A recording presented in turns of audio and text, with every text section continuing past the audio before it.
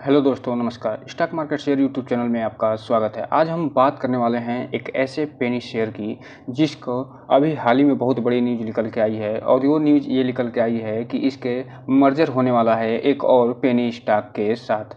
तो आज हम इसी शेयर के बारे में उसका फंडामेंटल एनालिसिस करने वाले हैं और देखने वाले हैं कि आखिर ये जो शेयर है ये कितना फाइनेंशियली मजबूत है, इसका फंडामेंटल कितना मजबूत है। और साथ ही साथ इसमें ये भी हम देखने वाले हैं कि ये जो कंपनी है जिसके बारे में ये न्यूज़ निकल के आई है कि जीजी इंजीनियरिंग लिमिटेड जो शेयर है इसके साथ जो मर्ज हो रहा है, तो इस कंपनी को जानना इतना दिलचस्प हो जाता है कि आखिर ये फंडामेंटली कितना मजबूत है। और फंडामेंटल में हम ये देखने का प्रयास करेंगे कि इसका कंपनी का ग्रोथ क्या है, इसका फ्यूचर क्या है और ये किस किस सेक्टर में काम करती है। साथ ही साथ हम ये भी देखने का प्रयास करेंगे कि ये जो कंपनी है उसका मार्केट कैप कितना है, इस पे डेब्ट कितना है, साथ ही साथ इसका जो प्रोमोटर होल्डिंग पैटर्न है वो सब कितना है। इसी सब फंडामेंटल को देखने के बाद फिर हम ये देखने का प्रयास करेंगे कि क्या ये जीजी इंजीनियरिंग लिमिटेड जो शेयर के साथ इसका जो मर्जर होना है उस मर्जर के बाद इसका क्या इफेक्ट पड़ने वाला है। तो इससे जो मर्जर से संबंधित जो न्यूज़ निकल के आई है इसका वीडियो हमने इसी प्लेटफॉर्म पे डाल दिया है, वहाँ से आप जाकर देख सकते हैं। साथ ही साथ इसके जो अंत में यानी इन स्क्रीन में भी आपको ये जो मर्जर से संबंधित न्यूज़ आई है उससे संबंधित ये वीडियो आपको मिल जाएगी। तो चलिए दोस्तों, बिना किसी देरी के हम ये वीडियो शुरू करते हैं। देखने का प्रयास करते हैं कि आखिर वो कंपनी कौन सी है जिसके साथ इसका मर्जर होना है और इसका फंडामेंटल के साथ साथ इसका हिस्ट्री क्या कहती है। तो दोस्तों, हम जिस शेयर के बारे में आज फंडामेंटल एनालिसिस करने वाले हैं वो है इंटीग्रा एसेंशियल लिमिटेड शेयर। और इस कंपनी का हम डिटेल तो देखेंगे ही। अभी हम अगर इसके चार्ट पैटर्न की बात करें तो जैसे ही इसमें मर्जर की न्यूज़ निकल के आई उसके बाद इसमें 5% का लोअर सर्किट लग गया और फिलहाल ये 7 रुपये के आसपास ये ट्रेड करते हुए 7 रुपये पे ही बंद हुआ। तो यहाँ चूँकि आप जानते हैं कि कोई भी मर्जर की जब न्यूज़ आती है तो उसमें जो छोटा शेयर होता है उसको ज़्यादा फ़ायदा मिलता है और बड़े शेयर को कम। तो यहाँ पे इसी न्यूज़ के कारण इसमें आप देख रहे होंगे कि जो है इसमें लोअर सर्किट लगा है। अब कल क्या होगा ये तो कल देखना दिलचस्प होगा, लेकिन फिलहाल इसमें अभी लोअर सर्किट में ये जो है शेयर बात कर रहा है। 5 दिन में इसने अपने शेयर होल्डर को 11% का रिटर्न निकाल के दिया है, 1 महीने में 24% का, 6 महीने में 1% के आसपास का रिटर्न निकाल के दिया है। वहीं एयरटेल रेट की बात करें तो 4% का, 1 साल में इसने अपने शेयर होल्डर को 13% का। और अगर मैक्सिमम चार्ट पैटर्न की बात करें तो ये जो कंपनी अभी हाल ही में लिस्ट हुई है मार्च 2022 में, और ये 1 साल में इसने अपने शेयर होल्डरों को लगभग 327% का रिटर्न निकाल के दे दिया है। अर्थात जो ये दिखा रहा है कि ये जो कंपनी फिलहाल तो अच्छी दिख रही है। और एक चीज़ और आपको बता दूं कि इससे अभी इसे 12 करोड़ का एक बहुत बड़ा प्रोजेक्ट भी मिला है और बहुत से लोग ये कयास लगा रहे हैं कि आने वाले समय में ये हो सकता है कि ट्राइडेंट को भी ये पीछे छोड़ दे, क्योंकि ये जो कंपनी जिस हिसाब से काम कर रही है उसको लेकर ये यही कयास लगाए जा रहे हैं। हालांकि इसके ये और भी सेक्टर में काम करती है, उसको हम अभी डिटेल से देखने वाले हैं। अब हम अगर इस कंपनी के बारे में बात करें तो ये जो कंपनी ये इनकॉर्पोरेट हुई थी 2007 में और इंटीग्रा एसेंशियल लिमिटेड के नाम से। और इसके बिजनेस प्रोफाइल की अगर बात किया जाए तो यहाँ पे आप देखिए business of the life essentials. इसका मेन जो बिजनेस है वो फूड सेक्टर में है, क्लोथिंग सेक्टर में है। फूड सेक्टर में की अगर बात करें तो यहाँ पे ये बता रहे हैं कि एग्रो प्रोडक्ट है, क्लोथिंग में टेक्सटाइल है, और साथ ही साथ ये और बता रहे हैं कि टेक्सटाइल के साथ साथ जो गारमेंट्स होते हैं उसमें भी है। इंफ्रास्ट्रक्चर जिसमें मटेरियल्स और सर्विस कंस्ट्रक्शन से संबंधित जो इंफ्रास्ट्रक्चर होते हैं,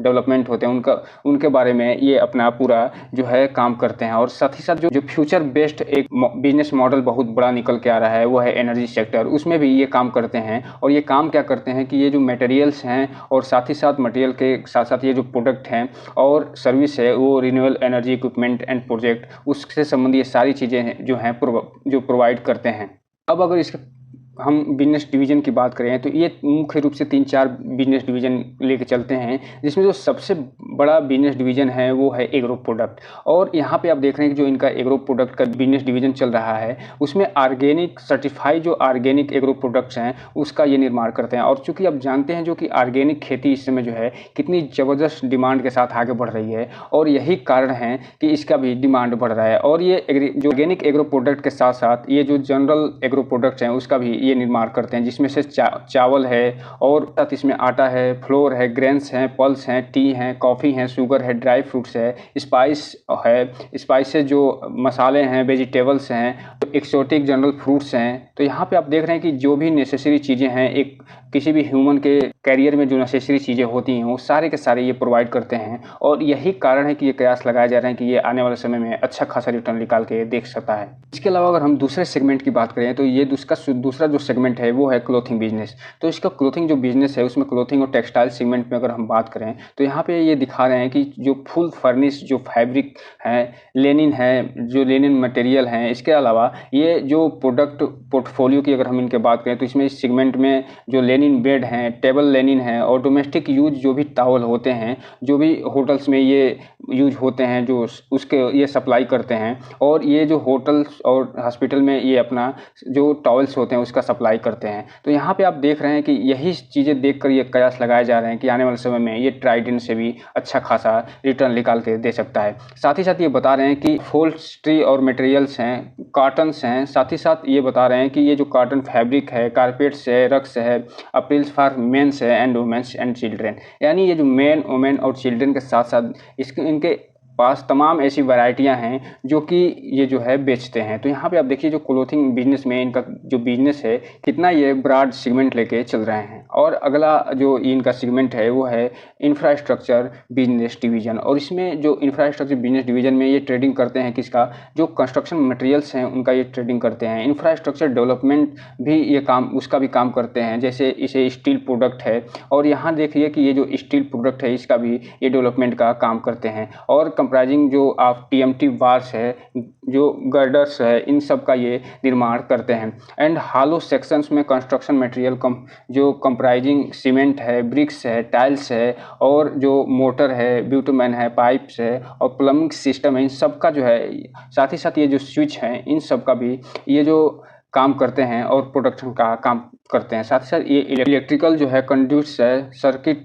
ब्रेकर्स है, स्प्रिंकलर सिस्टम्स है, इरिगेशन पाइप्स है और ड्रिप्स इरिगेशन है, सिस्टम जो हाइब्रिड इरिगेशन सिस्टम है और पंप्स, बोरवेल्स हैं, रेन वाटर हार्वेस्टिंग सिस्टम्स है, इस सारे पे ये काम बखूबी करते हैं। तो यहाँ पे आप देख रहे हैं इनका जो इंफ्रास्ट्रक्चर सेगमेंट है कितना ब्रॉड है। और सबसे बड़ी चीज़ ये है कि ये जो जीजी इंजीनियरिंग लिमिटेड शेयर के साथ इन्होंने समझौता किया है वो इनको और मजबूती प्रदान करेगा जो इंफ्रास्ट्रक्चर सेगमेंट में ये काम कर रहे हैं उसको, क्योंकि ये जो जीजी इंजीनियरिंग लिमिटेड शेयर है ये एक स्टील से संबंधित कंपनी है और स्टील से संबंधित प्रोडक्ट बनाती है और आप जानते हैं कि इंफ्रास्ट्रक्चर जो काम होता है उसमें तो स्टील से संबंधित प्रोडक्ट की बहुत ही ज़रूरत होती है। तो इसमें ये एक चार चांद लगा देगा और आने वाले समय में आप देखेंगे कि इस शेयर को बहुत ही अच्छा खासा जो है मुनाफा होने वाला है जीजी इंजीनियरिंग के साथ जुड़ने के बाद। तो आपने यहाँ पे देखा कि जो एक आम मनुष्य के जीवन में जो ज़रूरतें होती हैं, रोटी, कपड़ा और मकान की, तो इसमें इन्होंने रोटी भी दे दिया, कपड़ा भी दे दिया और ये कंस्ट्रक्शन का काम तो करते हैं तो इसलिए इन्होंने मकान से संबंधित चीज़ें भी दे दी। तो ये जो बेसिक्स नीड हैं एक ह्यूमन के जरिए, तो वहाँ पे ये सारे के सारे ये प्रोवाइड करते हैं। और ऐसी कंपनी जब किसी भी ह्यूमन के बेसिक नीड्स को पूरा करे वो कंपनी ज़रूर आगे चल के अच्छा खासा ग्रोथ कर सकती है। और जो सबको करने के बाद एक चीज़ जो सेगमेंट बचता है जिस पे सारे सेगमेंट आधारित हैं वो है एनर्जी सेक्टर। और क्योंकि बिना एनर्जी के आप कुछ कर नहीं सकते तो इसीलिए इन्होंने एनर्जी को भी नहीं छोड़ा है और यहाँ पे देखिए इन्होंने एनर्जी में भी ये अपना पैर रख दिए हैं। और कंपनी इस एनर्जी सेक्टर में काम क्या करती है कि offer for materials, products, service, renewable energy equipments and projects such as a solar power generator. और ये जो कंपनी है solar power generators, hydrogel cell power generators और साथ ही साथ बैटरीज फॉर सोलर और बैटरीज का भी ये निर्माण करती है और हाइड्रोजन सेल पावर जनरेशन का भी ये निर्माण करती है। तो यहाँ पे आप देखिए इसका जो एनर्जी सेगमेंट है वो भी बहुत ही ब्रॉड नज़र आ रहा है। बैटरी का तो निर्माण कर ही रही है, साथ ही साथ ये जो सोलर पावर से संबंधित जो भी मटेरियल हैं उनका भी ये निर्माण करती है और साथ ही साथ ये जो है ये बेचती भी है मार्केट में। और हाइड्रो जनरेशन जो सेल्स हैं उसका भी ये निर्माण करती है। हाइड्रो जो पावर है उन क्षेत्र में जो भी इक्विपमेंट लगते हैं उनका भी ये निर्माण करती हैं। तो और इसी इक्विपमेंट में आप देखेंगे कि एक चार चांद लगने वाला है। कैसे कि क्योंकि इसमें जीजी इंजीनियरिंग जो लिमिटेड शेयर है वो इसके साथ जुड़ गई है। और जब भी कोई भी कंपनी स्टील से संबंधित चीज़ें इसमें जुड़ती हैं तो क्योंकि जो भी सोलर पावर प्रोजेक्ट होते हैं, जो हाइड्रो पावर प्रोजेक्ट होते हैं उसमें स्टील की बहुत ही ज़रूरत होती है। तो इसमें ये भी आप देख रहे हैं कि जीजी इंजीनियरिंग पावर के जुड़ने से इसमें और गति आएगी। और ये जो शेयर अभी 7 रुपये का मिल रहा है फिलहाल, हो सकता है कि आने वाले समय में आपको ये 7 रुपये में न मिले। तो दोस्तों आप यहाँ पे देख रहे हैं ये जो इसका मैन्युफैक्चरिंग जो कैपेसिटी है वो दिल्ली में है और ये जो है लगभग 3 मिलियन पर एनम के हिसाब से ये निर्माण करती है। साथ ही साथ एक इन्होंने सैम्पलिंग लाइन भी बिछाई हुई है जो लगभग 2000 गारमेंट्स का निर्माण करती है पर मंथ, और साथ ही साथ 7 लाइन्स और इन्होंने बिछाई हुई है जिसमें 350 मशीनें काम करती हैं और लगभग 1 मिलियन ये मान के चलिए फॉर्मल शर्ट्स का निर्माण करती है। तो इस हिसाब से आप देखिए जो ये कंपनी है इनके पास अच्छा खासा मैन्युफैक्चरिंग कैपेसिटी भी दिखाई दे रही है और ये जो कंपनी जीजी इंजीनियरिंग के साथ जुड़ने के बाद ये इसके मैन्युफैक्चरिंग में और वृद्धि होने वाली है। अब हम अगर इनकी बात करें कि इन्होंने एक स्टूडियो भी डिज़ाइन किया हुआ है और उस स्टूडियो का नाम आकृति रखा हुआ है और ये जो काम क्या करते हैं, ये जो इन्होंने एक जो है कोलैबोरेशन भी किया है जो आकृति जेनेरिक डिजाइनिंग है उनके साथ, और ये जो डिजाइन स्टूडियो इन्होंने इंस्टॉल किया है उसमें जो है इटली से संबंधित मतलब इटली जो है इसमें एक भागीदार है और ये जो है एम्ब्रॉयडरी, प्रिंट्स और वॉश से संबंधित काम जो है वहाँ पे देखी जाती है। इसके अलावा यहाँ इन्होंने अभी सब डिवीज़न भी अपने शेयर का कर दिया है और ये सब डिवीज़न कब हुआ था, फरवरी 2022 में। फिलहाल इसमें ₹1 का इनका जो है इनका फेस वैल्यू दिखाई दे रहा है। तो यहाँ पे आप देखिए इसमें सब डिवीज़न की कोई भी गुंजाइश फिलहाल तो नहीं है। इसके अलावा इन्होंने एक एक्विजिशन भी किया है और ये एक्विजिशन क्या है कि 26% आप जो है voting shares of company from the public share holder of a company acquired by the Vishesh Gupta जो हैं उनको एक्विजिशन कर लिया। इनका जो शेयर है वो 2,30,90,000 शेयरों को इन्होंने एक्वायर कर दिया है और साथ ही साथ इनके जो नाम और एड्रेस में भी इनमें चेंज हुआ है। जनवरी 2022 में यहाँ पे आप देख रहे हो कि इनके एड्रेस और नाम में भी चेंज हो गया है। पहले ये इंटीग्रा गारमेंट्स एंड टेक्सटाइल था जो कि अभी फ़िलहाल इनका ये हो गया इंटीग्रा एसेंशिया लिमिटेड, और ये कब हुआ है, ये हुआ है जनवरी 2022 से, और ये जनवरी 2022 से हुआ है और उसके बाद जैसे ये चेंज करने के बाद फिर इन्होंने स्प्लिट भी कर दिया था। यहाँ पे आगे बता रहे हैं कि ये जो कंपनी है सिर्फ और सिर्फ चूँकि पहले टेक्सटाइल में काम करती थी लेकिन अब इन्होंने अपना सेक्टर डिवाइड कर दिया 4 भागों में। अब टेक्सटाइल तो है ही है, साथ ही साथ एग्रो प्रोडक्ट में जो ऑर्गेनिक जो प्रोडक्ट है उनका ये निर्माण कर रही है, और इंफ्रास्ट्रक्चर में तो आपने देख ही लिया, और साथ ही साथ इन्होंने एनर्जी में भी अपना कदम रख दिया है। और इन्होंने आगे एक और बता रहे हैं कि इन्होंने एक ज्वाइंट वेंचर भी किया फाइनेंशियल ईयर 2021 में, और ये ज्वाइंट वेंचर ये किया था कि इन्होंने जो प्रीमियम एक्सपोर्ट ऑफ राइस है उससे संबंधित जो कंपनी थी उसका एक ज्वाइंट वेंचर किया और इंटरनेशनल मार्केट को जो है एक्वायर करने में इसकी भागीदारी यानी इसकी सहमति भी ले ली, और ये वर्तमान में इनका जो कैपेसिटी है वो लगभग 21,000 मेट्रिक टन है एक्सपोर्ट क्वालिटी ऑफ राइस का, यानी राइस का 21,000 जो टन जो राइस है उसका ये एक्सपोर्ट करने के लिए भी आगे आ रहे हैं। अभी अगर इसके ऑर्डर बुक की बात करें तो यहाँ पे आप देखिए 120 मिलियन का इनको ऑर्डर मिला है, और ये जो स्टील मैन्युफैक्चरिंग प्लांट है इनका जो north India infrastructure steel manufacturing plant है उसके थ्रू इनको 120 मिलियन का एक ऑर्डर मिला है। इसके अलावा अगस्त 2022 में भी इन्होंने एक अच्छा खासा ड्राई फ्रूट्स का एक ऑर्डर इनको प्राप्त हुआ है, और ये ड्राई फ्रूट्स इनको देना है वो 110 मिलियन का। और अभी आप इससे पहले वीडियो जब हम इंटीग्रा एसेंशिया के बारे में बनाए थे तो बताए थे 120 मिलियन का फिर से इनको एक ऑर्डर मिला है जिसमें ड्राई फ्रूट्स का इनको जो है देना था एक बहुत बड़े जो बिजनेस घराना है उसको। दोस्तों ये आप देख लिए कि इनका हिस्ट्री कितनी ज़बरदस्त दिखाई दे रही है, और ये जो आपको ₹7 का शेयर इस वर्तमान में मिल रहा है उसके पीछे जो सबसे बड़ा कारण है वो है स्प्लिट, और स्प्लिट होने के बाद फिलहाल आपको इतने दाम में मिल रहा है। लेकिन अगर स्प्लिट नहीं हुआ तो ये अच्छा खासा दाम पे मिलता, और इसमें अब तो जीजी इंजीनियरिंग लिमिटेड शेयर जुड़ जाएगी तो आपको देखेंगे कि ये शेयर जो है और तेज़ी से भागेगा। और चूँकि ये जो कंपनी है वो रोटी कपड़ा मकान एक कोई भी मानो के जो एक नेसेसरी चीज़ें होती हैं उसमें ये लगी हुई है, तो इस हिसाब से भी ये कंपनी अभी फ़िलहाल तो इनका हिस्ट्री देखने के बाद यही मालूम चल रहा है कि ये ठीक ठाक दिखाई दे रही है। अब हम चलते हैं थोड़ा इसके फंडामेंटल को भी देख लेते हैं। दोस्तों अगर हम इसके फंडामेंटल की बात करें तो यहाँ पे आप देखिए इसका मार्केट कैप है वो 322 करोड़ का है। तो इस हिसाब से आप कह सकते हैं कि ये जो 322 करोड़ का होने के कारण ये एक पेनी स्टॉक है, और वर्तमान में ये ₹7 के आसपास ट्रेड कर रहा है। तो आप यहाँ पे देखिए ये जो 322 करोड़ का इसका मार्केट कैप होने के कारण इसमें बस एक ही जो है हम बात कहना चाहेंगे कि ये जो शेयर है थोड़ा सा रिस्की है। क्यों? क्योंकि अगर किसी भी कंपनी का मार्केट कैप जो है अगर 322 करोड़ यानी 300 करोड़ के आसपास होता है, 1000 करोड़ से के नीचे होता है, तो ये मान के चलिए वो शेयर थोड़ा रिस्की हो जाता है।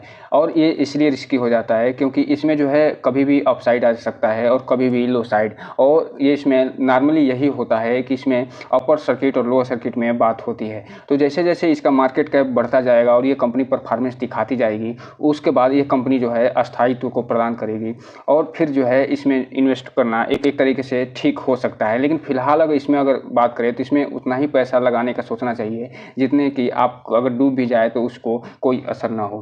हालांकि ये जो हम वीडियो बना रहे हैं ये सिर्फ और सिर्फ एजुकेशनल पर्पज़ के लिए है। आप इस वीडियो को देख के किसी भी इन्वेस्टमेंट करने से बचें, और जब भी कोई भी इन्वेस्टमेंट करिए अपने वित्तीय सलाहकार से संपर्क करिए, ताकि आपका जो पैसा और जो आपका इन्वेस्टमेंट है उसके साथ साथ आपका रिटर्न भी सुरक्षित रह सके। तो दोस्तों, इसका जो मार्केट कैप है 322 करोड़ का है। स्टॉक भी अगर देखा जाए तो 45 के आसपास दिखाई दे रहा है, जो कि फिलहाल थोड़ा बहुत महंगा दिखाई दे रहा है। रिटर्न ऑन इक्विटी की बात करें तो 13.9% के आसपास है, जो कि 15% से ऊपर होना चाहिए। तो इसमें थोड़ी सी मामूली सी कमी दिखाई दे रही है, और यही कारण है कि इसमें थोड़ा सा ये एक तरीके से पेनी स्टॉक 7 रुपये पे काम कर रहा है। अगर डेप्ट की बात करें तो इसमें मामूली सा डेप्ट भी है, लगभग 29 करोड़ के आसपास इस पे डेप्ट भी अब दिखाई दे रहा है। अगर प्रॉफिट आफ्टर टैक्स की बात करें तो 7.15 करोड़ रहा है पिछले क्वार्टर में। अगर करंट प्राइस की बात करें तो ये जो है 7 रुपये के आसपास ये ट्रेड कर रहा है वर्तमान में, और आज चूँकि न्यूज़ जो कल आई थी उसके कारण इसमें लोअर सर्किट लगा हुआ है, और वर्तमान में 7 रुपये 5 पैसे पे ट्रेड कर रहा है। इसका बुक वैल्यू 1.65 है। इस हिसाब से अगर देखा जाए तो ये अपने बुक वैल्यू की तुलना में अच्छे खासे महंगे वैल्यूएशन पे मिल रहा है,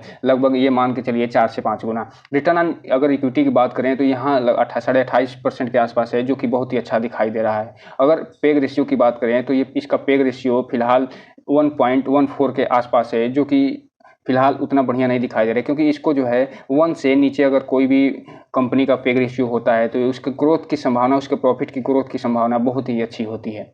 इसमें एक चीज़ जो कंसर्निंग पॉइंट है वो है इसका प्रोमोटर होल्डिंग पैटर्न, जो कि फिलहाल 21% के आसपास दिखाई दे रहा है। अगर ये प्रोमोटर होल्डिंग पैटर्न आने वाले समय में आपको अगर बढ़ता हुआ दिखाई देता है तो ये मान के चलिए कंपनी बहुत ही आगे जाने की क्षमता रखती है। तो यहाँ पे आप देख रहे हैं इसका जो प्रोमोटर होल्डिंग पैटर्न है फिलहाल 21% के आसपास ये दिखाई दे रहा है, जिसमें से कोई भी शेयर फिलहाल प्रीज नहीं है, जो कि एक अच्छा साइन बता रहा है। अगर 52वीं हाई की बात करें तो 9 रुपये 45 पैसा है, और 52वीं लो 5 रुपये 10 पैसा है। अगर डिविडेंड की बात करें तो ये कंपनी फिलहाल डिविडेंड नहीं देती है। इसका फेस वैल्यू 1 रुपये के आसपास है, और ये इसलिए है कि ये फरवरी 2022 में इन्होंने एक जो है स्प्लिट किया था।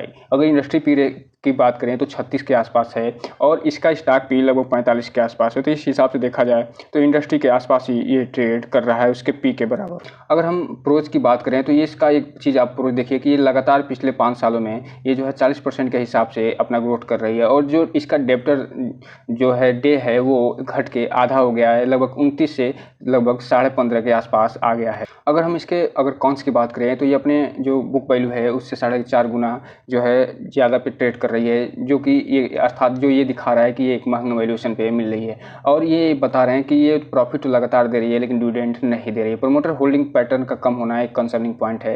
टैक्स रेट जो है अभी भी लो है, और साथ ही साथ ये जो कंपनी जो कैपिटलाइजेशन इंटरेस्ट कॉस्ट है वो जो है वो अभी भी दिखाई दे रहा है। साथ ही साथ जो earning included other income 5.5 crore के आसपास इसमें दिखाई दे रहा है, जो कि ये कंसर्निंग पॉइंट ये बता रहे हैं। अब अगर इनके कंपटीटर की बात करें तो उसमें अडानी इंटरप्राइजेज इनके एक बहुत बड़ा कंपटीटर निकल के आते हैं, और मैनकाइंड फार्मा है, रेडिगेटन है, एजिस लॉजिस्टिक्स है, एमएमटीसी है, रेडटेप है, पीडीएस है, और उसके बाद 8वें नंबर पे इंटीग्रा एसेंसी आता है। और इसमें एक और चीज़ आप जोड़ सकते हैं वो है ट्राइडेंट। साथ ही साथ एसजेवीएन एनर्जी को भी आप इसमें जोड़ सकते हैं, क्योंकि ये जिस सेक्टर में काम करती है उस सेक्टर में ये सारे के सारे ये कंपटीटर में आ जाते हैं। अब हम अगर इसके सेल्स की बात करें क्वार्टर तो यहाँ पे आप देख रहे हैं मार्च 2023 में जहाँ इसका सेल्स दिखाई दे रहा है आपको 67 करोड़ के आसपास, वो जून 2023 में घट गया के 55 करोड़ के आसपास आ गया था। हालांकि इसके एक्सपेंस में भी कमी आई थी, और इसका एक्सपेंस भी 65 करोड़ से घट के 53 करोड़ पे आ गया था, और जिसके कारण आप यहाँ पे देख रहे होंगे कि इसमें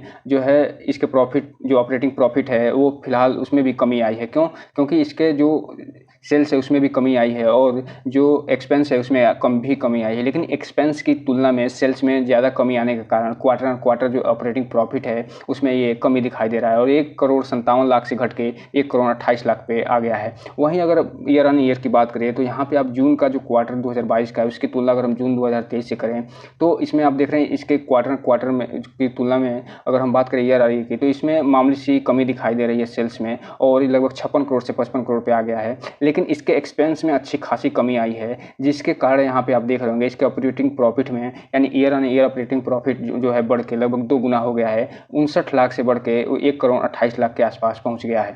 वहीं अगर हम क्वार्टर ऑन क्वार्टर अगर इसके नेट प्रॉफिट की बात करें तो 1 मार्च 2023 में ये जो 1 करोड़ 86 लाख था वो घट के 1 करोड़ 11 लाख के आसपास आ गया है। और इसका जो मेन कारण है वो ये है कि ये मार्च जो क्वार्टर की तुलना में वो जून क्वार्टर में इसके एक्सपेंस में मामूली सी कमी आना। और अगर हम इसकी तुलना करें अगर जून 2022 से जून 2023 की यानी ईयर ऑन ईयर अगर हम तुलना करें तो यहाँ पे आप देखिए इसका जो नेट प्रॉफिट है वो लगभग 2 गुना हो गया है और 58 लाख से बढ़ के 111 करोड़ रुपये पहुँच गया है। और इसका मेन कारण ये है कि इसके एक्सपेंस में ईयर ऑन ईयर अच्छी खासी कमी दिखाई दी है। वहीं अगर हम इसके अर्निंग पर शेयर की बात करें तो क्वार्टर के अर्निंग पर शेयर में आपको कमी दिखाई दे रही होगी, 0.04 से घट के 0.02 पे आ गया है। लेकिन ईयर ऑन ईयर इसके अर्निंग पर शेयर में आपको वृद्धि दिखाई दे रही होगी जो कि 0.01 से बढ़ के 0.02 पे आ गया है। तो इस हम अगर तुलना करें जो है फाइनेंशियल ईयर की, तो मार्च 2022 की तुलना में मार्च 2023 की अगर हम तुलना करें दोनों फाइनेंशियल ईयर की, तो यहाँ पे आप देख रहे हैं कि मार्च 2022 में जहाँ इसका सेल्स 69 करोड़ का था, मार्च 2023 में 241 करोड़ के आसपास का हो गया है। और ये जो है अगर ट्रेलिंग 12 मंथ की बात करें तो इसमें ये भी 240 करोड़ के आसपास का हो गया है, अभी फ़िलहाल दिखाई दे रहा है। तो यहाँ पे आप देख रहे हैं कि इसके सेल्स में जो financial year to financial year अच्छा खासा वृद्धि दिखाई दे रहा है और ट्रेलिंग जो 12th मंथ है उसमें भी अच्छी खासी वृद्धि दिखाई दे रही है। वहीं अगर हम बात करें अगर इसके एक्सपेंस की, तो इसके एक्सपेंस में भी अच्छी खासी वृद्धि दिखाई दे रही है और मार्च 2022 की तुलना में ये बढ़ के 238 करोड़ और ट्रेलिंग जो 12th मंथ है उसमें 237 करोड़ के आसपास हो गया है। और यही कारण है कि यहाँ पे देख रहे होंगे कि इसका जो ऑपरेटिंग प्रॉफिट है वो मार्च 2022 में जहाँ 1 करोड़ था, मार्च 2023 में वो 3 करोड़ का हो गया है और जो ट्रेलिंग 12th मंथ है उसमें ये 4 करोड़ का हो गया है। तो फाइनेंशियल ईयर इसका परफॉर्मेंस एक तरीके से सुपर डुपर दिखाई दे रहा है। वहीं अगर हम बात करें इसके नेट प्रॉफिट की, तो यहाँ पे आप देखिए इसका जो नेट प्रॉफिट है फाइनेंशियल ईयर मार्च 2022 में जहाँ 1 करोड़ का था वो 7 करोड़ का हो गया फाइनेंशियल ईयर 2023 में। और जो ट्रेलिंग 12th मंथ है उसमें ये 7 करोड़ का हो गया है। चूँकि ट्रेलिंग जो 12th मंथ है उसमें मात्र अभी 6 महीने बीते हैं, अभी 6 महीने बाकी हैं, तो इसको बढ़ता हुआ आप देख सकते हैं। तो इस हिसाब से आप देखिए इसका जो फाइनेंशियल ईयर इसका जो सेल्स ग्रोथ है, एक्सपेंस है और नेट प्रॉफिट है, इसमें अच्छा खासा सुधार दिखाई दे रहा है। वहीं अगर हम इसके कंपाउंड सेल्स ग्रोथ की बात करें तो 10 साल में इसका टोटल जो कंपाउंड ग्रोथ रहा है 34% का रहा है। 5 ईयर का कोई डेटा नहीं है, 3 साल का डेटा नहीं। ट्रेलिंग जो 12th मंथ है उसमें 53% का इसका कंपाउंड सेल्स ग्रोथ दिखाई दे रहा है। कंपाउंड प्रॉफिट ग्रोथ की बात करें तो 10 साल में 9% का दिखाई दे रहा है, 5 साल में ये जो है 39% का, 3 साल में 75%। ट्रेलिंग जो 12th मंथ है उसमें 309% का इसका प्रॉफिट ग्रोथ दिखाई दे रहा है। स्टॉक प्राइस की अगर हम बात करें तो इसका जो स्टॉक प्राइस CAGR है उसमें 10 साल में 19% का, 5 साल में 64%, 3 साल में 107% और 1 साल में 19% का दिखाई दे रहा है। रिटर्न ऑन इक्विटी फिलहाल अभी 29 दिखाई दे रहा है सिर्फ और सिर्फ लास्ट ईयर में, क्योंकि ये पिछले साल मार्च में ही लिस्ट हुआ था, इसलिए स्टॉक जो है रिटर्न ऑन इक्विटी जो है फिलहाल सिर्फ और सिर्फ 1 साल का उपलब्ध है, वो भी 29% दिखाई दे रहा है। अब हम अगर बात करें इसके रिजर्व का और साथ ही साथ इसके डेप्ट का, तो इसका रिजर्व जो है माइनस में, जहां माइनस में था इसका रिजर्व, वो अब बढ़ के मार्च 2023 में 30 करोड़ का हो गया है, अर्थात ये पॉजिटिव में आ गया है, जो कि एक पॉजिटिव साइन है। साथ ही साथ इसके डेप्ट में भी कमी आई है, जो मार्च 2022 में 29 करोड़ का इसका डेप्ट था वो घट के 28 करोड़ पे आ गया है। तो इस हिसाब से इसमें 2 पॉजिटिव न्यूज़ और आपको दिखाई दे रही कि एक ये कि इसका जो रिजर्व है वो उसमें पॉजिटिव में आ गया है माइनस से और 30 करोड़ के आसपास का हो गया है, और दूसरा जो ये पॉजिटिव निकल के आया कि इसके डेप्ट में 1 करोड़ की कमी आई है और 29 से 28 करोड़ के आसपास आ गया है। अब हम अगर इसके प्रोमोटर होल्डिंग पैटर्न की बात करें तो यहाँ पे आप देखिए मार्च 2022 में जहाँ इसका प्रोमोटर होल्डिंग पैटर्न 63 से 64% का था, वो जून 2023 आते आते मात्र और मात्र 21% के आसपास बचा है, जो कि एक कंसर्निंग पॉइंट निकल के आता है। क्योंकि किसी भी कंपनी में जो प्रमोटर होल्डिंग पैटर्न है उसका कम होना अपने आप में थोड़ा क्वेश्चन मार्क लगाता है। हालांकि एक जो इसमें पॉजिटिव चीज़ ये हुई है कि इसमें जो है FII का भरोसा बढ़ा है, और फिलहाल ये FII जो है अभी लगभग 1.5% के आसपास FII भी बने हुए हैं, और DII, हालांकि DII ने भी अपनी शेयर होल्डिंग जो है वो कमी की है और 1% के आसपास आ गया है। इसमें जो पब्लिक जो है वो भर भर के माल उठाई है। हालांकि पब्लिक ने सितंबर 2022 की तुलना में कमी तो की है, लेकिन फिर भी अभी इस पब्लिक के पास लगभग 77% के पास स्टॉक पड़ा हुआ है, और इसी पब्लिक में छुपे होते हैं ऑपरेटर। और ऑपरेटर जो है अब चूंकि न्यूज़ आ रही है जीजी इंजीनियरिंग लिमिटेड शेयर है उसके मर्जर से और उसमें मर्जर जो होगा वो इंटीग्रेट एसेंशिया है उसको मर्ज करेगी अपने में। तो इस हिसाब से इसमें देखिएगा ऑपरेटर जो है इसमें सक्रिय होने वाले हैं, और जैसे ही ऑपरेटर सक्रिय होंगे तो हो सकता है इसको बहुत ही लोअर सर्किट लग जाए और ये लोअर सर्किट टूटे ही ना और बहुत ही नीचे तक लेके चल जाएँ, और उसके बाद फिर से जैसे ही इसमें ये सारा मर्जर का सिस्टम फाइनल हो उसके बाद इसमें अपर सर्किट लगाएं और ये बहुत ही ऊपर तक लेके चल जाएं और पकड़ से दूर चला जाए। तो इसमें आप बस इतना ही आपसे कहना चाहेंगे कि इसमें जो भी इन्वेस्ट करिएगा उसको ध्यान से करिए और जो है अपने वित्तीय सलाहकार से संपर्क जरूर करिए। तो दोस्तों आपने देखा कि ये जो कंपनी है उसमें प्रमोटर लगभग 21% हैं, एफआईआई 1.5%, डीआईआई 1% और पब्लिक इसमें 77% के आसपास भरी हुई है। तो इस हिसाब से इस कंपनी के बारे में अगर हम बात करें तो देखिए ये जो कंपनी है बहुत ही एक तरीके से जिस हिसाब से ये पेनी शेयर है और मार्केट कैप लगभग 320 करोड़ के आसपास है, उस हिसाब से ये कंपनी ठीक ठाक दिखाई दे रही है। और इसमें अगर आप एक प्रक्रिया के तहत इन्वेस्टमेंट करते हैं तो हो सकता है कि आपको भविष्य में आके अच्छा खासा रिटर्न निकाल के ये कंपनी दे दे। लेकिन कोई भी इन्वेस्टमेंट करने से पहले इसके बारे में आप जरूर जानने का प्रयास करिएगा और अपने वित्तीय सलाहकार से संपर्क जरूर करिएगा। अब हम चलते हैं थोड़ा सा इसके जो कंपनी है उसके वेबसाइट को भी विजिट कर लेते हैं, ताकि ये मालूम चल जाए कि वास्तव में ये कंपनी जो है ये इनका प्रोडक्ट का क्या सिस्टम निकल के आ रहा है। तो दोस्तों हम आ गए इसके कंपनी की वेबसाइट पे। यहाँ पे आप देखिए इंटीग्रा एसेंशिया लिमिटेड शेयर, और यहाँ पे आप देखिए और प्रोडक्ट एंड सर्विस की बात कर रहे हैं ये, और इसमें ये बता रहे हैं कि एफएमसीजी बिजनेस एग्रो प्रोडक्ट उसके बारे में ये पूरा डिटेल से बता रहे हैं, टेक्सटाइल बिजनेस क्लोथिंग के ये बारे में डिटेल से बता रहे हैं, और यहाँ पे इसके कंपनी की वेबसाइट पर विजिट करके आप इसके बारे में पूरा डिटेल से पढ़ सकते हैं। साथ ही साथ यहाँ पे कंस्ट्रक्शन जो इंफ्रास्ट्रक्चर ये डेवलप कर रहे हैं उसके बारे में डिटेल से बता रहे हैं। एनर्जी बिजनेस के बारे में बता रहे हैं कि हमने एनर्जी में कब एंट्री ली है, और ये बता रहे हैं कि 31 मार्च 2022 से इन्होंने एनर्जी में एंट्री ले ली है। तो यहाँ पे आप इस कंपनी के जो वेबसाइट उस पर विजिट करिए और विजिट करके इसके पूरे डिटेल के बारे में आप जानकारी लीजिए, और साथ ही साथ ये जो कंपनी है उसके डिटेल के बारे में, उनके क्लाइंट के बारे में, उनके मैनेजमेंट के बारे में पूरा जानकारी लेके और फिर जो है इस कंपनी के बारे में आप जब भी इन्वेस्टमेंट करिए तो एक सिस्टमेटिक ढंग से इन्वेस्टमेंट करने का प्रयास करिए। तो दोस्तों ये रहा आज का वीडियो। चैनल को लाइक करें, सब्सक्राइब करें और बेल आइकन हिट करना तो बिल्कुल ना भूलें, ताकि नए वीडियो के जो अपडेट्स हैं आपको समय समय पे ऐसे ही मिलता रहे। जय हिंद दोस्तों।